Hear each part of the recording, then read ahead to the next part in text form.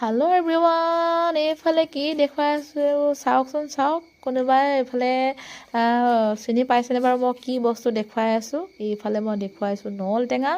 কোনে কোনে নল টেঙা খাই ভাল পায় কওকচোন। পূৰা নল টেঙা এইফালে একদম পূৰা লতা বগা দি বগাই আছে। আজি ভাবিলোঁ নল টেঙা আৰু মাছ খাম।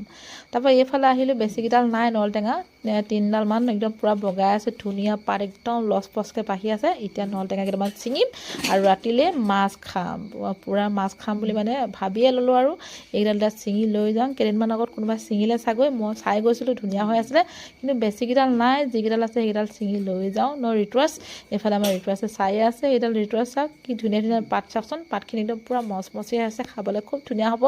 আৰু কোনে কোনে মাছৰ লগত খাই ভাল পায় বাৰু? অকল মাছ বুলিয়ে নহয়, দালি আঞ্জাত দি ভাল লাগে। টেঙা যে বস্তুটো দালিত দিলেও বিৰাট ভাল লাগে খাই। আৰু ইয়াৰ লগত আজি আমি মাছ খাম। এতিয়া মাছ আনিবলৈ যাওঁ।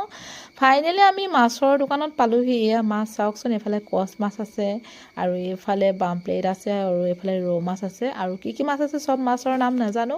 আৰু এইফালে আমি কচ মাছ লৈ যাওঁ, কাৰণ আমি কাঁইট হ'লে বিৰাট ভয় কৰোঁ। ৰিতুৱাছেও ভয় কৰে কাঁইট খাবলৈ, ময়ো ভয় কৰোঁ কাঁইট খাবলৈ।